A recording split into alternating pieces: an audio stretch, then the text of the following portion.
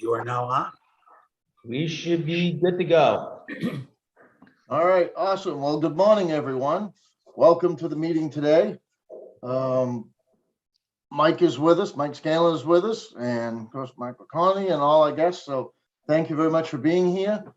First item on the agenda is the approval of the minutes of the December meeting. I assume everyone has read and seen those. Does anyone have any questions? I move approval. I second. And because we are on Zoom, we need a roll call, correct, Jim? Yes. Catherine, can you give us a roll call?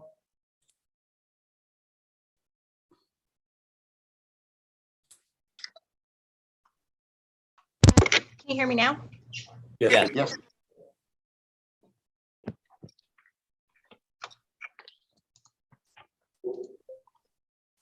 Okay, all right,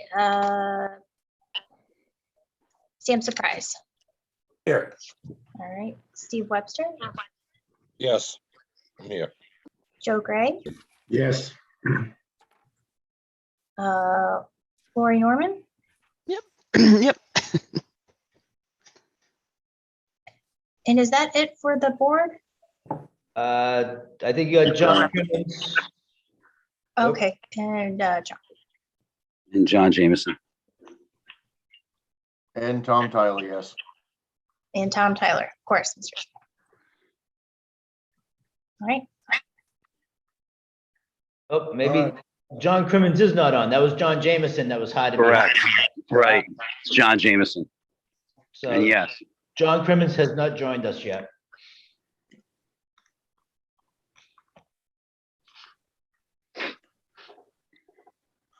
All right, the next item on the agenda is the approval of some guy named Mike LaConte as the general manager.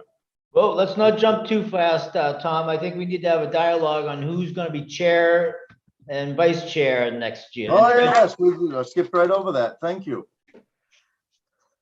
I believe we had you as chair last year. John Jennings was vice chair, and I believe Steve Webster was treasurer. I believe that is correct. And so those positions are up on the table. The CIA trustees need to act again, whether you go with the same people for a second year like we've done in the past, or whether you shake it up a bit. But in any event, there is a new vice chair that is needed. Someone want to make a motion? Or discussion? Are we moving these individually, or you want it as a group, or does it matter? I think individually would probably be best. So All right, I'll move nominations. I'll nominate Tom Tyler for an additional term as chair of the board. second. And I'll nominate Steve Webster as second year as treasurer. Second. Gee, we need a vice chair. Who hasn't served on a chair in a panel yet? Maybe we should nominate on behalf of Lori Norman. Second. Second, Okay, Lori. You just got voted in. You accept? I do. Okay. Do we need an official vote on that, or? Yes, we need a roll call vote. Sam Surprise, Here. Steve Webster, yes, Joe Gray, Yes. Lori Norman, Yes. okay, John Jameson, Yes. and Tom Tyler. Yes.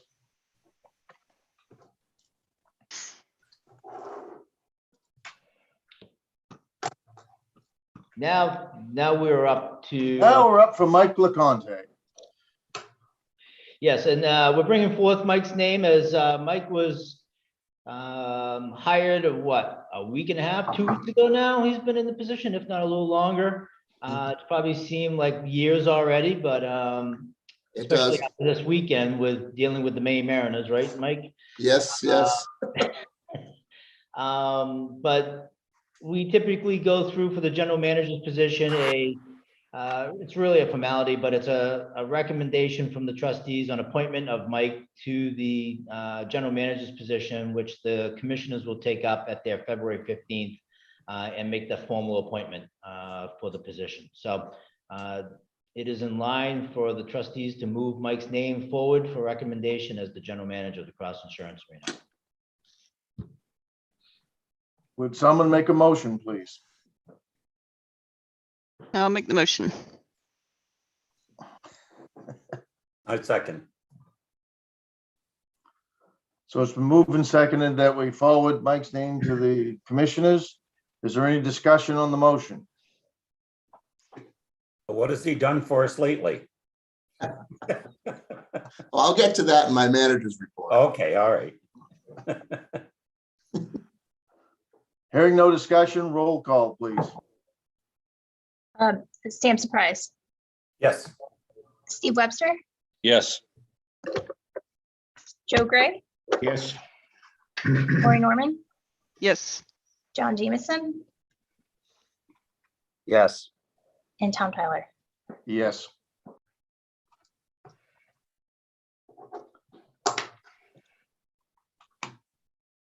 Jim, update on trustee appointments.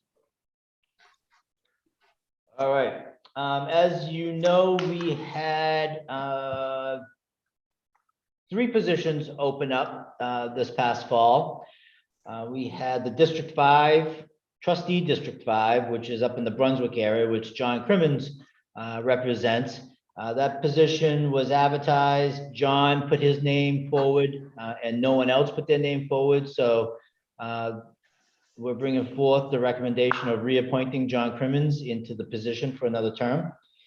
In District 2, South Bolton, Cape Elizabeth, that was a heavily contested district. John Jameson put his name in, as well as another South Bolton resident. The county commissioners went through an interview process prior to their January meeting and ultimately selected, but have not appointed, John Jameson as the next trustee representing District 2 for a reappointment. So those are the 2 names that we are bringing forward, John Crimmins and John Jameson. And I will just once again say that I think it's District 1, John Jennings vacant position, we still need to fill. So if anyone knows someone that lives in Portland or lives on Long Island and is interested in filling this position, please get them in touch with me. We will be advertising for this probably in another couple of weeks. I'm just waiting for some things to happen first before I send it out, so I can have the most efficient post possible. So the recommendation is bringing forth John Jameson and John Crimmins for reappointment. I move the appointments. Second.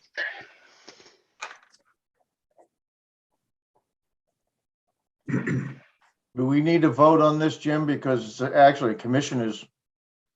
You need to vote on the recommendation to the commissioners. Roll call, please. Sam I was Surprise, going to vote against myself, Yeah. so. Steve Webster, Yes. Joe Gray, Yes. Lori Norman, Yes. John Jameson, Yes. and Tom Tyler. Yes. All right, it's unanimous. Okay, moving forward, financial report. You up on Got this it. one, Mike? Yep. Just a quick note on the appointment to the position here of GM. I know it's only been a couple of weeks and it's still the honeymoon, but I absolutely love being the general manager of this building for you guys. We've had challenges already. Jim is aware. We've booked some stuff already. We are moving forward. So I know it's only been a couple of weeks, but I've truly enjoyed being in this spot and working really hard for you folks. financials. If you go to November, please, in your packet, it's about 13 pages in. If you want to go to it's numbered the second page. For the fiscal year ending June 30th. Let's look at the events, the mix that we had. Just the very top, you'll see we had 6 events with 6 budgeted. And that income, if we go down to the event income, the next block down, was comprised of mostly hockey. We had college hockey and Mariners hockey, which generated about 82,000 of income based on a little bit better concessions. And we had budgeted for 68. So it put us ahead by about $14,000. If you go to the next bracket down for other income, we had brought in about 56,000 where we had budgeted 49. So we're ahead on that one by a little under $7,000. Had a little bit better club seat and ice rental usage. And the ice rental is the rink program, which where we work with 3 tenant high schools, Scarborough, Cape, and South Portland. Those are our main tenant high schools that practice here, but we also have a bunch of other schools and men's leagues and skating clubs that come here as well. So I'm hoping for a robust rink program this year as well, so that on any dark days, we have at least the ice being used and generating income in that way. If you go down to the next section at the bottom, the indirects, we're ahead in that category by almost 9,000. It's based on staffing and salaries being available and open, so that works in our favor as far as the labor costs. So we did a little bit better there. And that brings us back up to the top where we're operating at a 42,675 loss. We had budgeted for 72,000. So we're ahead by almost $30,000 for the month ending of November. If any questions on that page? Okay, flip to the next page, please. This would be for the year to date. So this includes November year to date. 21 events out of a possible out of budgeted 15. That too, if we go down to that next section that says event income, we've generated almost $300,000 in revenue. We had budgeted about 250, so that puts us ahead by about $50,000. Had some unique things sprinkled in there, meaning we had a charity event, which was jive cycling for cancer. We had a brand new event that I don't know how we made it work, but we did. It's called Jump Dance. They're out of California. It's a joint contract between us and the Holiday Inn, where they did certain parts of their dance routines there. It was young kids and dance moms. And they had warm-ups and training on this side, inside our arena. And it was, honest to God, one of the most challenging of the year trying to pull that off with all the dance moms. But we pulled it off, and they complained the whole time. But at the end of it, they said they want to come back again this year. So it must have been okay. So that's another one of those ones that we just pick up and make up some ground there with some creative ideas. Other income, going down to that next section in the middle, we have brought in 193. We projected 222. So we're behind on that one by almost 30,000, and we will be making up for that in January, February. The indirects as well, just like for the month to date, lower labor costs have increased our variance to 51,000 for the year to date on that. So if we scroll back up to the top, we see our net operating loss of a little over 300,000. We had budgeted 379 to be operating in that loss. So we've gained almost 73,000 on the year to date, including November. Any questions on that? Okay. 2 more pages to the forecast, the rolling forecast. For the year to date, we're running at about a $300,000 operating loss, where we're projecting for the rest of the year another 219. which puts us at a projected 525,000 as an operating loss. We had originally budgeted for a $980,000 budget loss, so we're chipping away at that. We've brought in a variance of almost $455,000 to start working against that deficit. Any questions on November? Okay, if you want to go to the December packet, please. In that packet, you'll go a couple pages in. The top says financial statement comments for the month ending December 31st. If we look at this, the marketing and the show mix, we actually had 14 events out of a budget 11, and I'll go more into that in the next bracket down. If you see in the event income, we did much better with Disney. We had budgeted for 4 shows and they actually pulled off 7. And they were very well attended, and the concessions were high on those as well. So Disney went really well this year.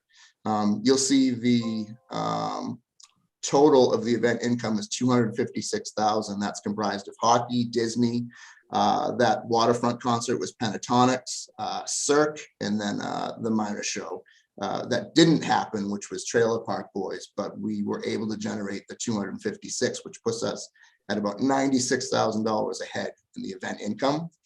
If you go down to other income, sponsorships and rink programs, we were a little bit light on the particular sponsorships, but that was because we're lining up some more renewals, which again will make up for that. But we still came out ahead about almost $3,000 on the other income. And if you go down to the indirect expenses, as the previous month was showing, we had lower staffing costs, which contributed to about a $50,000 swing. And that put us for the month at, we've gained $148,000 in the month of December, year to date. I'm sorry, for the month ending December. Any questions on that particular month? The next one is year to date. Want to turn the next page, please? Similarly, you'll see that we've had 35 shows. We've budgeted 26, so we're doing good with our event count. If you look at the event income, we've generated a little over $500,000. Where we had budgeted, we're going to generate about 400, which puts us ahead on the event income of almost $150,000. The other income, the rink program has picked up for those 2 months, adding, what was it, 19 for the year to date on the program, which is great. So we had brought in $250,000 in the other income. We had budgeted for 276, so we're behind by about 26,000 in that. And again, with the indirects, as far as the staffing expenses, we gained about 100,000 year to date in that category. So if we look at the top where it's net operating loss of 184, we had budgeted about 400, so we are ahead year to date 221,000. That's year to date, including December. And if you want to just go another page over to the rolling forecast, I'll end December year to date with this. For actuals, like we talked about, it was a net operating loss of 184,000. We had projected about 185 for the year to date at that point. The projection for the rest of the year is running at about $370,000 operating loss, which puts us about 600,000 ahead of the original budget of the 980,000. That's it for December year to date. Any questions on that, guys? Jim, did you want me to do an event report, which is comprised of a lot of that data, or you can go into a general manager or what report, or what would you like? No, keep on going. Next item is event report and then general manager. So keep chugging, Mike. Sure. In the event report, it's a granular breakdown of the 7 hockey games that we had. Again, one of which was college hockey. 1, 2, 4 pages in on that packet, the biggest line item is the event operating income, which put us, we generated 82,000 for the month, which was projected much higher than where we were as far as the original budget had done. Higher concessions and again, higher attendance than we had projected for those hockey games. So we did good there for November. And the event report for December. Remember, December had 7 Disney shows, which were actually, it's not the most we brought in from a Disney run. It was in a close second, but the one that beat us had as a total 9 Disney shows that beat it. So with our 7, we were the best revenue related per show for Disney. So it was a very successful run, and I'm working on the contract right now for the next 2 years on that. So that's a big plus for us. Hockey, we had the combination of the 2 months.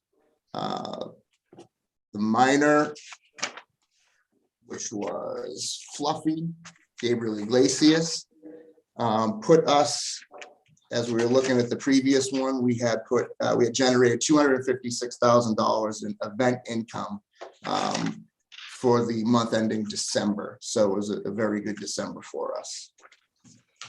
Any questions on that before I do my manager's report? All right. So where we're at, 2 weeks in, we've added a couple of shows to our lineup. We've now have Mpa Hockey, which I'm working a lot with Mike Burnham and Gary Hoyt to get that off the ground. We have games already scheduled March 8th with the championships on March 12th. And depending on which schools make it to the championship, I'm being told we could have upwards of 4,000 people attending that game.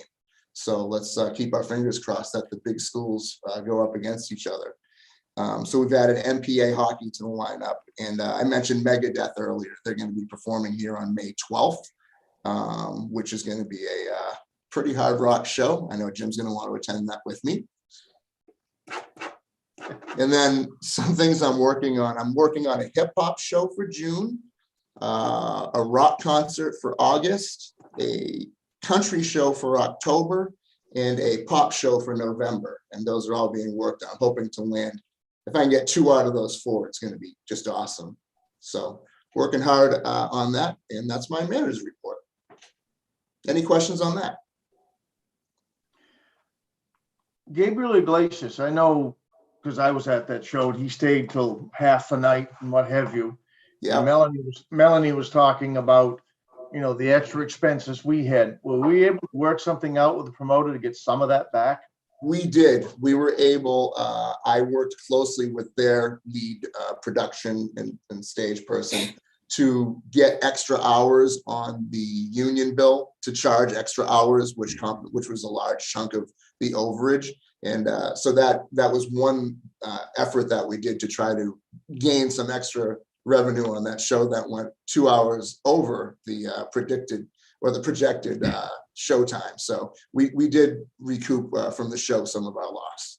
Hey, Tom, I think the key on that one was that, we got some more food and beverage out of it, but you had an artist who was like getting back on the road and just like had such a great experience there. He didn't want to get off the stage, which you don't see too much. No. So I think by letting him go on, before we kind of, hooked him and got him off, because we're going to run into IATSE, and that was, you made such an impression on that promoter and that artist that they left with a really good vibe about Portland and the building and that. And I'm sure that they will be back, with numerous shows in the future based on that experience, because there's not a lot of buildings that would have done that. And a lot of them would have had their finger on the light switch, Right. So long term, I think that it's going to pay off some benefits for us.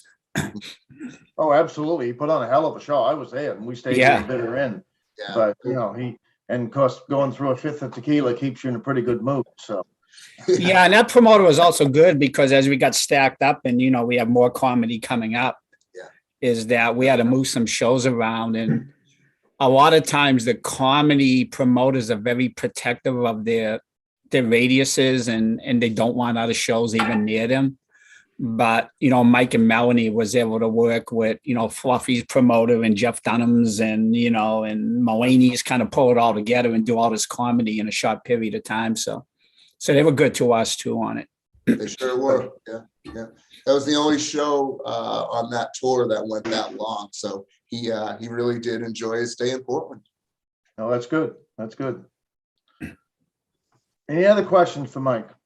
Mike, are we all set with the high school basketball and coming back in February? Yes, everything has been worked out. Contracts are in front of them now. Mike Burnham has them. There's nothing new in it, so it should be quick on that side of it. But logistically, we are good to go. Thanks. As long as this all stays calmed down. Okay, we've gone through Mike's reports. Next on our agenda is mass discussions. Do we have to accept his reports? Jim? Yes, we do. I'm sorry. Would someone please move to accept his reports? I move we accept the financial and events report from the general manager. I'll second it. It's been moved and seconded to accept. Is there any more discussion on that? Hearing none, roll call, please. Dan Surprise, Yes. Steve Webster, Yes. Joe Gray, Yes. Lori Norman, Yes. John Jameson, Yes. and Chair Tyler. Yes. Okay, now we can move on to mass discussions. Jim? Thank you. This was brought forward as a question around masks in our facility by Commissioner Watonis. Other facilities have required masks to be worn, particularly if they're ownership under Portland and their new regulations, as well as I think the Bangor CIC is requiring masks also. So Commissioner Watonis and I had a discussion around the mask item, and we thought it would be most beneficial to bring it forth before the trustees and have the dialogue with the trustees to see where the trustees fall out on mask or no mask within the arena. So Commissioner Watonis, do you have anything more to add on that? Did I get it right? Well, yeah, you did get it right. And the reason why I brought this up is because with the way that you come into the center, you either show your card, that you've been fully vaccinated, or you show some kind of a test. And it's my understanding that they can use that home or test as proof of a negative card, that you can use. And my concern with that negative test, if it's the home test, there's no name or anything on it. So, I could get one and it just says either a pass or fail or negative or positive, but there's no name associated with that. And I actually saw people outside the arena were passing a test around on their cell phones. So one or two people can use the same test because there's not an ID that's associated with that test. Now, is that correct? Correct. Okay. So what my concern is that why are we asking if people were vaccinated when we're accepting a home test that all it says is, negative or positive with no ID? And that's my concern. And my other concern is that you are sitting so close to people and, the person will beside you. You don't know if they were vaccinated or whatever, and they're right on top of you and they're not wearing a mask. So that was my concern. Should we be going to a mask and with nose and, not showing, that you've been vaccinated, or do we do both? Or just where does everybody else stand on this? Because it's a real concern, because if you walk around there and you see, there's a lot of people that aren't wearing with the masks. Well, currently, I know the Augusta Civic Center is mask only. they do not require any Right. identification because we have the sportsman show coming up in a Right. couple of months. So would that be, it's easier for us to go with that way? And then you're not putting your people in, the position of saying, well, whatever. What are the city requirements today? What was that, Tom? What are the Portland requirements? Are they still requiring proof of vaccination or a test? Yes, it's my understanding that those facilities that are requiring proof of vaccination are exempted from having to wear a mask. And we have, for a number of months, required proof of vaccination. To the level of vaccination, I was not aware of the at home. And I think that's something that we need to take a look at, as the at home tests are not all that legit, and sometimes gives false positives, false negatives. And really, we need to look at what are we allowing for in terms of vaccination cards, because anyone that has been vaccinated back in March, April, or May, those vaccines have run their course. The CDC does not view an individual who has a vaccination card from that time period as a person that's vaccinated. A person needs to have that booster shot to still be considered vaccinated. So there's some twists and turns in the road. But getting back to what the city of Portland requires, if we are requiring a vaccination card, a valid vaccination card, then we do not have to require masks within our facility. The other question I would have is, of course, we depend a lot on food and beverage sales. And obviously, going into a restaurant, it even requires masks. You can take it off while you're eating. Well, I can see virtually everybody sitting in the arena with a soda or something. Well, I'm eating. I don't have a mask on. I understand the idea of masks, and I wear mine constantly lately because I'm having surgery next week and I don't want to have that postponed. But nevertheless, how do you're going to affect something. If you require everybody to wear a mask, maybe your food and beverage sales go down. If everybody's got some excuse for not wearing the mask, what does it gain ground? I guess I'm not sure where we go with this one. Mike Licani, what's your view on it as the GM, and what are the concerns you might have or not have with respect to masking? Right, with the overall process that we do right now is a vaccination card with an ID that matches the Vax card. If it doesn't match, then it's a no-go. And as far as a test, an antigen home or test otherwise, we have folks bring in as proof, because it has to be within 72 hours. They'll bring in a receipt. They'll bring in a time-stamped picture of what they had with the box. So there's several ways we get them to show proof to enter the building. And those folks that might be not honoring the system that we have in place by passing a picture around, I'd like to catch that. But as far as keeping people safe coming into the building, we do that Vax check, and a lot of folks wear their masks anyway, even though it's suggested here. And like you were saying, there's a lot of food and beverage being sold. Everybody has a snack at their seat. So I don't know how hard it would be to mandate that and enforce it, but obviously we can keep talking about it. I would say I would just be careful if you don't allow the home test going forward, because as you know, the federal government is mailing out free home tests to whoever wants them. So we think that the home test is going to take dominance over going to an antigen test from the CVS or Walgreens. So, we could certainly do that and require them to get a test. If they don't have insurance, they would have to pay for it.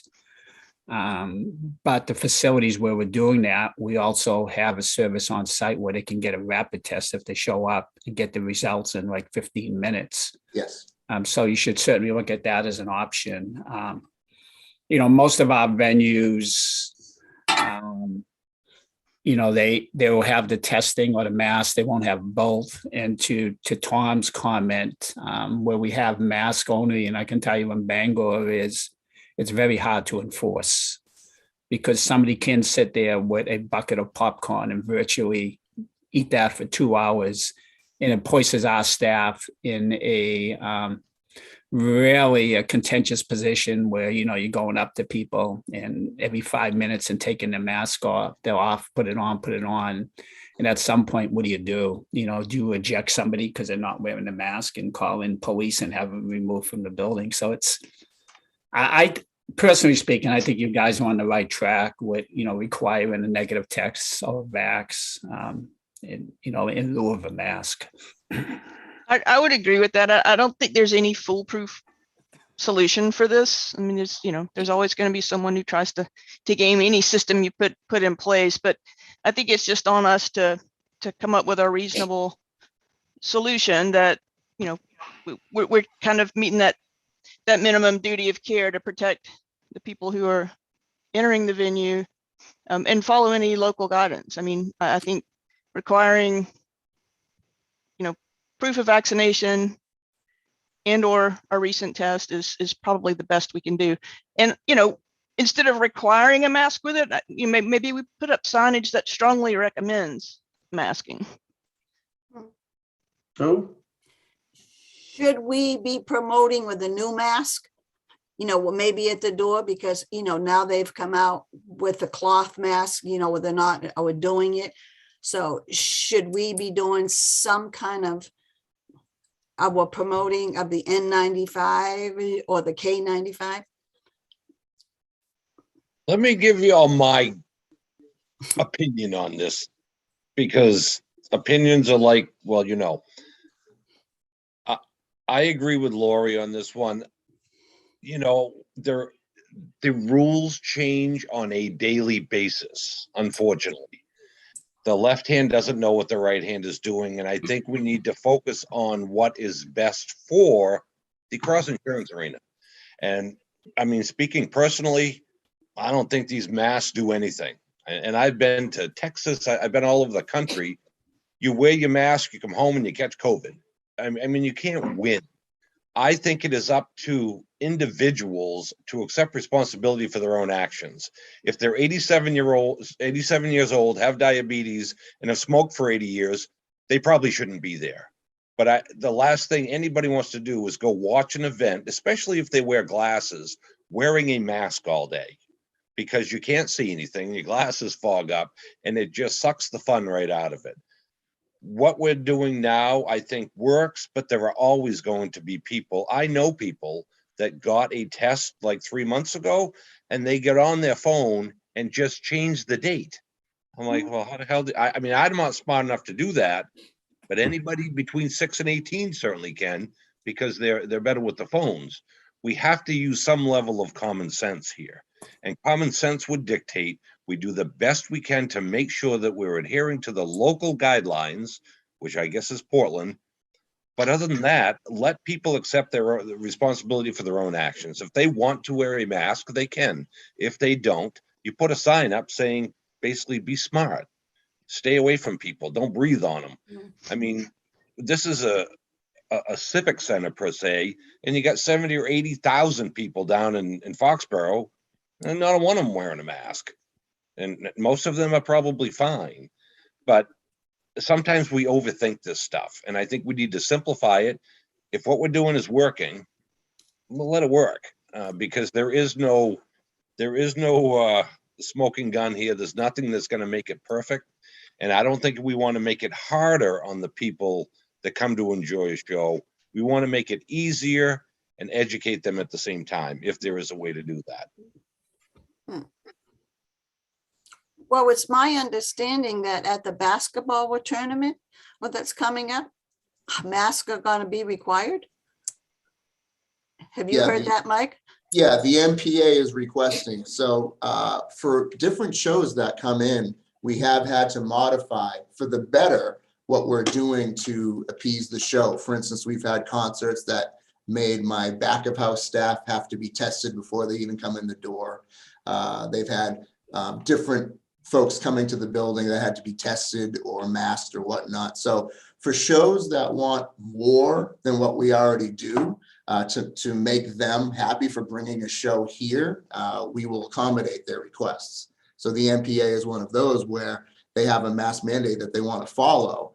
And I'm not going to tell them they can't when it's an additional layer of protection for the families to give them a better sense of confidence coming to the games. Well, so how would you reinforce that? I mean, whose responsibility is it going to be? It's going to be ours and the MPAs. We work together. They give us a whole bunch of volunteers.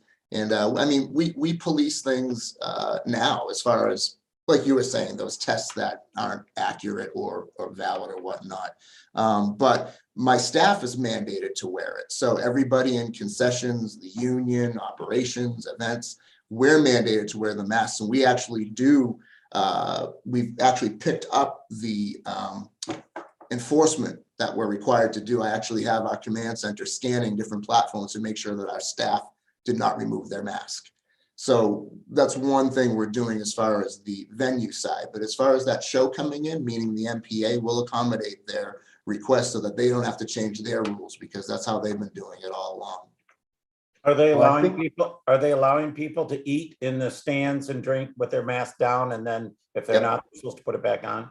Yeah, it's Mike Burnham from the MPA had a great line that his staff uses. If your feet are moving, you have to have your mask on. Sam, Right. that's pretty much standard. The shows kind of, some of them will dictate, and if it goes above and beyond what we have, we do it.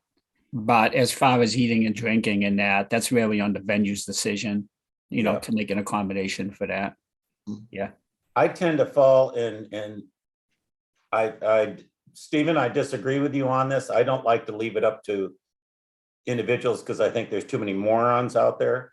And I think I kind of agree with what I think Sue set up, which is in the beginning, which is I think we should have a mandate that, everybody when they're in there should wear a mask unless they're seated. I think you're absolutely right. I mean, we have a responsibility to us, to the center and to our citizens to be a model of what you should do.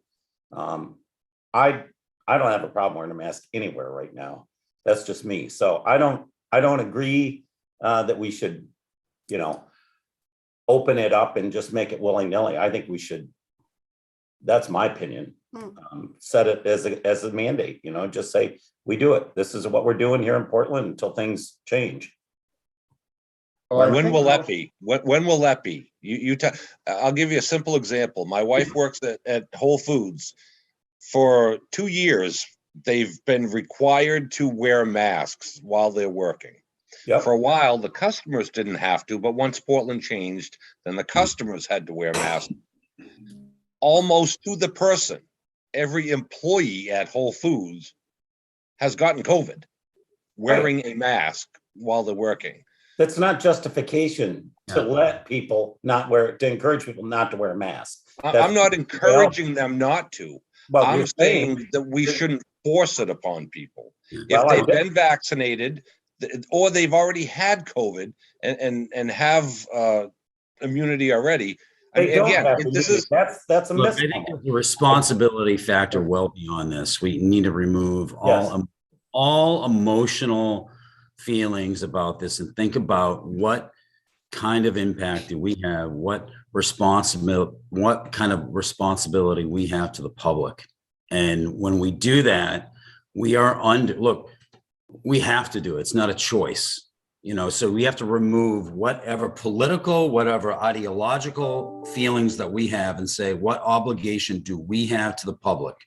And that obligation is when people come into the cross insurance arena now, after a couple of years, we create an environment that is safe, that allows them to be entertained and then leave and go home and want to do it again so that we can have this residual revenue. But if we create a laissez-faire environment where we allow these rules to be somewhat implied or go as maybe we want them to, it's not going to work. And I think it would be grossly negligent for all of us to even consider that.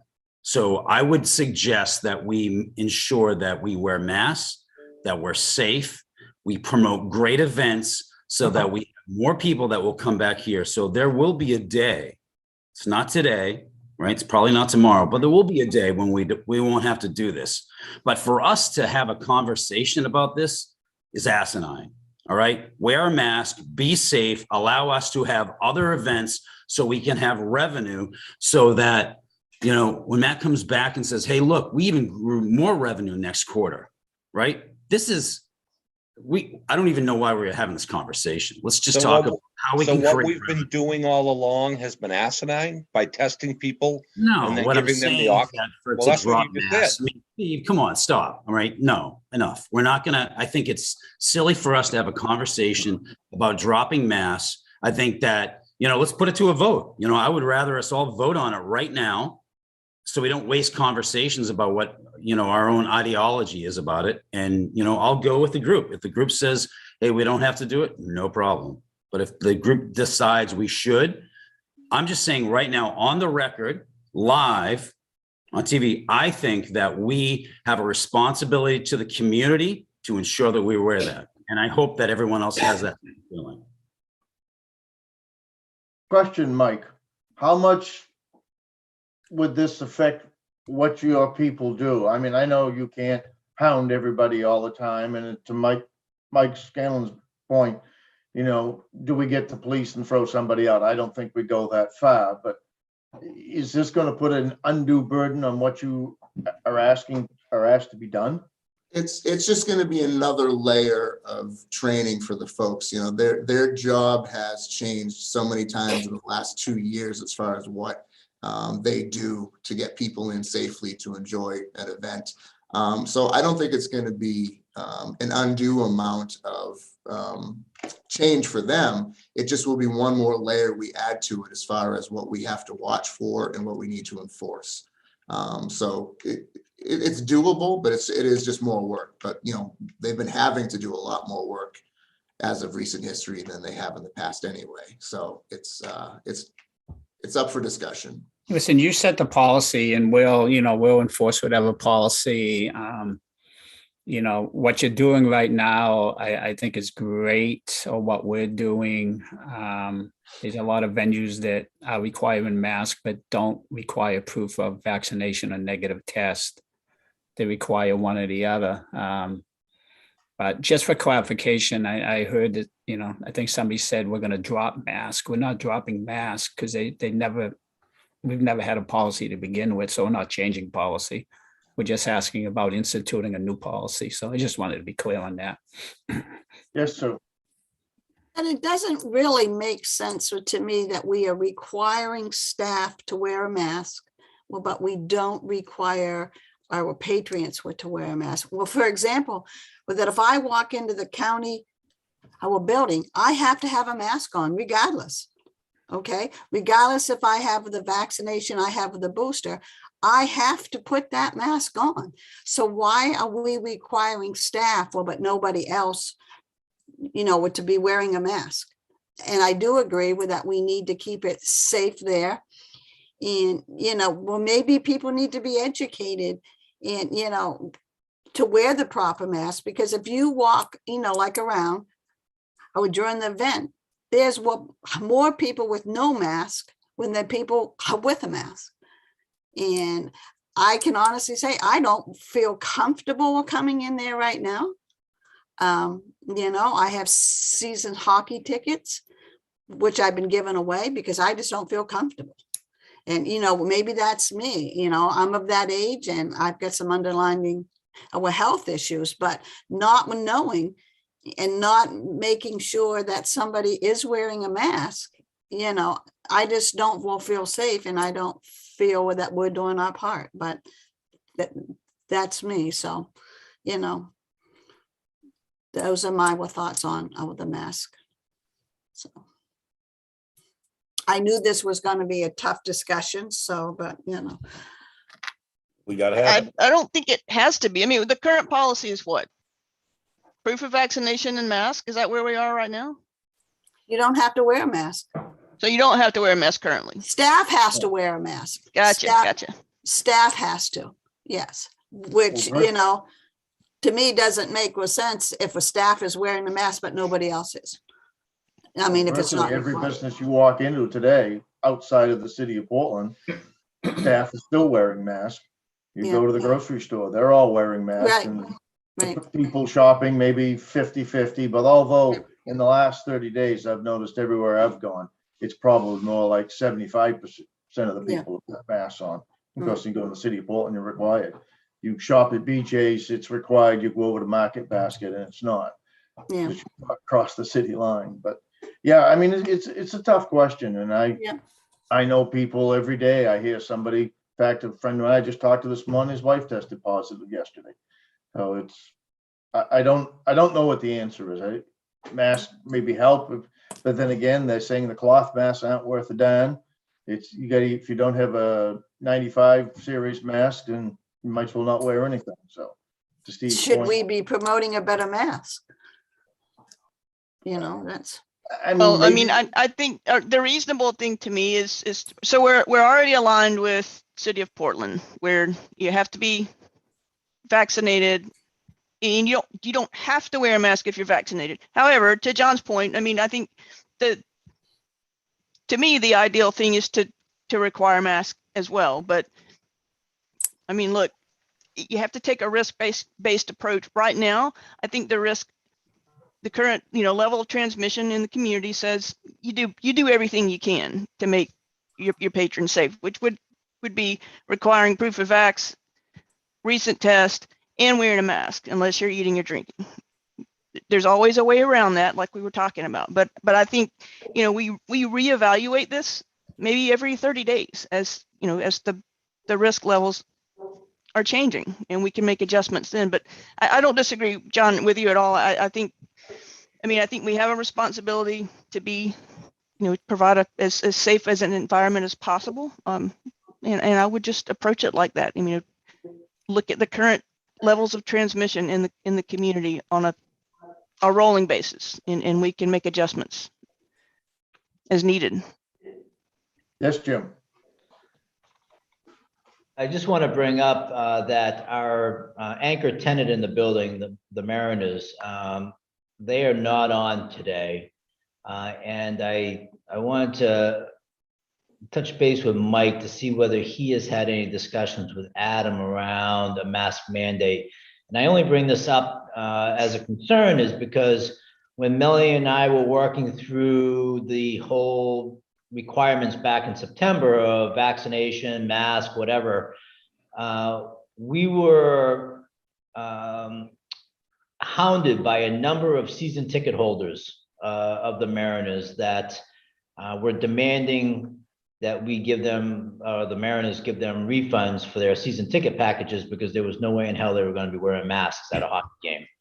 And so, not having the Mariners on today kind of gives me a little uneasy if we go down a certain road here without seeking their input and what their stance or opinions would be. Mike, do you know anything more from Adam in recent conversations? No, the only recent conversations we've had is just enforcing his staff to be a united front with us as far as, the teams, the coaches, us, the Mariners to be masked up in a consistent fashion. As far as anything with his guests, he has not mentioned anything in that realm. Thanks, Mike. Yeah. So I just wanted to bring that up as I think a part of this discussion, or at least a courtesy to the Mariners that we're heading down this road. And, whether that kind of hits the pause button on this discussion so we can bring in their opinion, if that's the desires of some trustees, or whether you want to continue to pursue the direction that may end up today.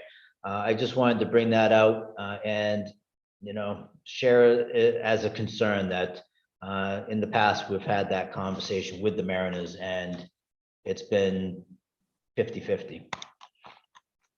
Well, is there any reason we couldn't postpone this for like 2 weeks and have a quick one subject meeting, maybe in a couple of weeks on Zoom with Mike getting more information from the Mariners and see what their opinion is? Or do we want to bite the bullet and go for it? Well, seems how I brought it up, and it's probably wouldn't be of the best interest, to make a decision of right now with not having the input of the Mariners. I am surprised with that they're not on here. But that I would be okay with postponing this until Mike and Jim, get some more information on this. Maybe, but in the meantime, that we could try to promote maybe with a better mask at the door, Do we Can give we out get- masks at the door? huh? Do Well, we give maybe out we, masks at the door? We do. Not If some, we do. If Yeah. someone requests one, we have them available for them. yeah. Are they the N95s? No, they're No. the medical ones, the blue Oh, the ones. medical ones, yeah. The medical ones are just as good as the N95s, they're saying. Oh, Here in the But they're a corner, one-time use. yeah, we wear the surgical masks around here. As a lot of people, like, I can't wear an N95 because of my asthma. My lungs start burning after wearing an N95. So surgical masks are also recommended by the CDC. yeah, so, Yeah, they're like a one-time, one-day use. The N95s, they say you can go up to 40 hours worth of use before you have to change it. so I would be okay to, for lack of a better term, I would table this until we can get some more input. So, Anybody have an objection doing that? No, sir. No, I no have objections, No just, problem putting this off until September. I mean, good with that just, too. just I a don't agree with question. that, but Just What, ahead, what Laura. exactly are we, so I think we need to be clear about how what we're basing our decision on. Is it, if we're looking for input from the Mariners on what their, what their season ticket holders or what the people who may be coming in, look, that's going to be all over the place, right? And just like our opinions are. So I think we need to just, be really clear about what we're basing our decisions on. Is it the risk in data that we're using, or are we using, what some of the patrons might prefer? Or is it a combination? I mean, and then we're going to weigh the risk and what makes sense against, a potential. I mean, is it revenue based? Is it just, do we not want to make people angry? We can't make everybody happy. So I just think we need to establish a criteria for what we're basing these decisions on. Mike Scanlon, I have a question for you. In your other arenas, are the other sporting events like this where you have sports teams, are they requiring masks for everybody? Yeah, we have some. I could get more detail on it. It basically falls with the local governance ordinances. Yeah, but they don't all require, I'll check to make sure, but I believe Hartford requires masks, but they don't require a negative test or a proof of vaccination. Now, Hartford for the AHL team, but we also have Yukon in the building with their basketball and hockey, and they require a negative test. So it's an added layer. So it's kind of all over the place. Sure. Like Mike said earlier, it really depends on the local ordinance we put in place. Then some shows or teams might want another layer added, which we will perfectly do if we're adding on, not removing. Right. Okay, thank you. Yeah, I mean, I don't think we'll have much issue with the MPA because I know most high schools are requiring, Wyndham does, if you're going to go watch basketball, you wear a mask in the school. Right. So the MPA parents should be no problem because they're used to it. Right. I think ultimately, as long as we are not stretching it on either side, we have to be consistent. If the ordinance of the city of Portland are X, then we do at least X. Because I think we as a board, and again, I'm trying to be objective right now. I'm sorry to get emotional before. Steve, I still love you. You know that, I hope.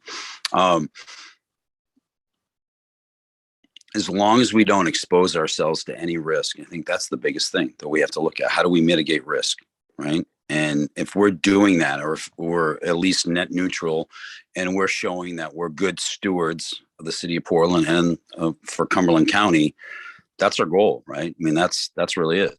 So I think the goal is to get back to, we all want to get back to normal, right? We all want to do that. And if we can do it in a way that's responsible, that allows people to have, maybe a step forward towards that, then that's great. But I think we have to be cognizant of that, and we have to follow something. So I know that, sorry. So, yeah, the last thing I'll say on it, and again, whatever policy you set, we'll enforce it to the best of our abilities, like we do at every building.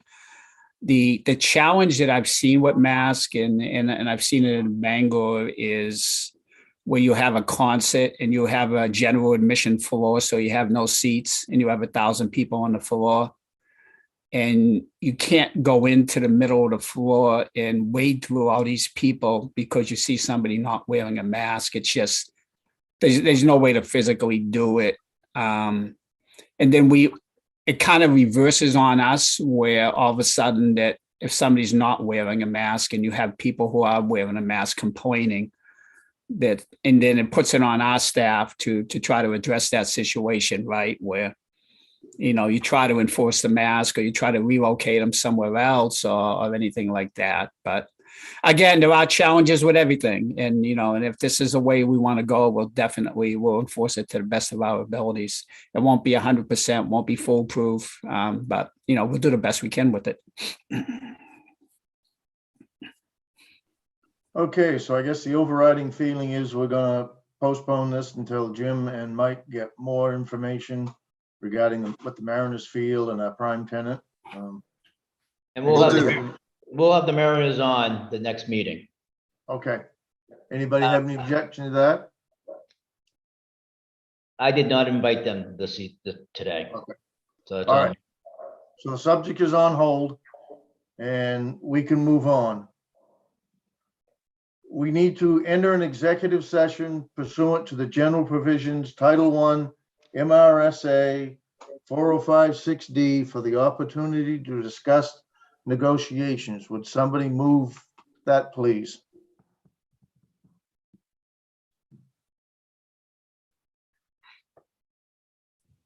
Make a motion, we go into executive session. Second on the motion. Second. Roll call, please. All right, Sam Surprise, Here. Steve Webster, Yes. Joe Gray. Lori Norman has left, John Jameson, Yes. and Tom Tyler. Yes. Have you fixed the YouTube thing, Jim? Just 1 second. I just want to make sure that we have a quorum, because I just noticed that Joe dropped. So 1, 2, 3, 4. Ay. We don't have a quorum to go into executive session with 4. That's less than a majority. We needed 5. Shall I try to email Joe, see if he's gone for Yeah. good or he just got off? I can shoot him a quick email now. All right.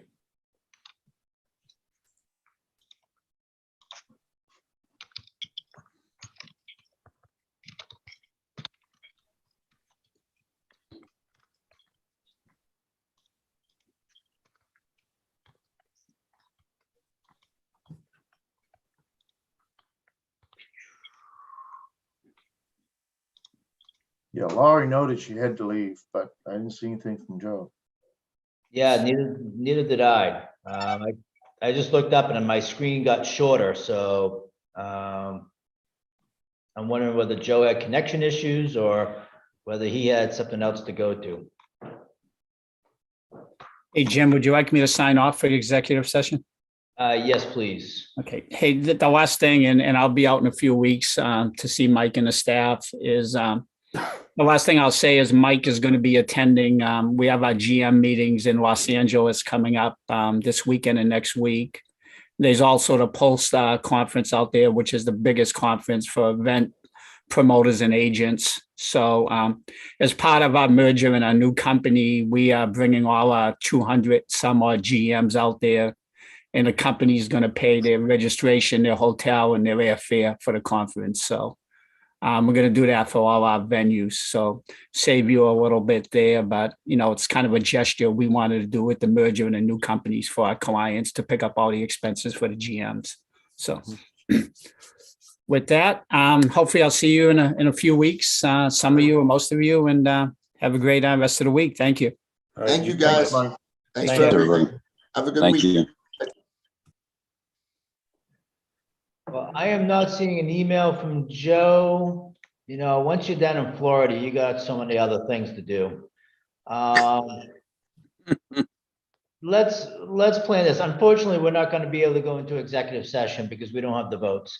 But I think since Mike and I have a task ahead of us and need to report back to the trustees, we're still in a good window because the recommendation that the trustees were not going to make today, if it was a recommendation, it would be going to the February 15th commissioners meeting. So we do have just under 2 weeks before the commissioners are going to be taking any action on any motions from the trustees. So maybe we can schedule a meeting in between today and the 15th so that the trustees can weigh in on negotiations with the Maine Mariners, if that's appropriate.